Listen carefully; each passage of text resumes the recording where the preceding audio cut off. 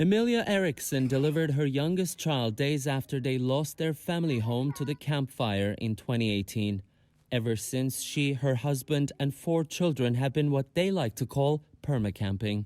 One of the worst things about permacamping is you're basically camping for so long. It's just so dirty all the time. It doesn't matter how hard I try or remind them to wash their face or to it's like as soon as they're done, they get dirty again.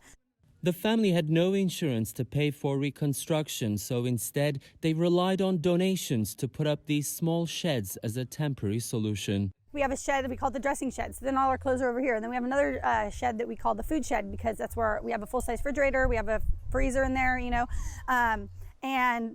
so like when I want to go get something, I have to like walk outside and go to the refrigerator, Camp Fire, the deadliest in California history, claimed 86 lives and destroyed nearly 19,000 structures, wiping out nearly 90% of paradise.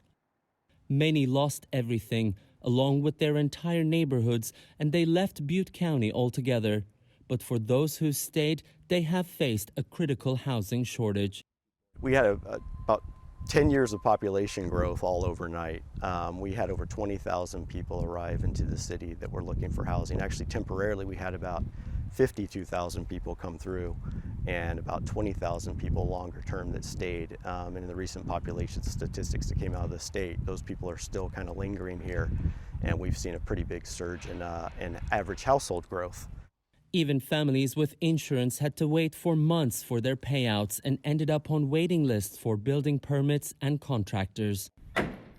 For the Eriksons, getting their home rebuilt in just 2 years took a lot of perseverance. But then I had this newborn baby and all of this stuff to do. Well, I make this joke. I say I did everything with a phone in my hand and a baby on my breast, Through a series of donations, Emilia secured a fraction of what it cost to get a house rebuilt. Her husband, Chad, is doing much of the construction work on his own to cut down on labor costs. And when he takes a break, he monitors the wildfires that are still raging in the area. 50 to 60 mile an hour winds out of the north. So like the fire, when the fire started over there, same winds. Despite the threat of wildfires around this time of year, the family is determined to stay. They say it's less about finding some other place else to go and more about this countryside they call home. It is Tianshan, CGTN, Concow in Northern California.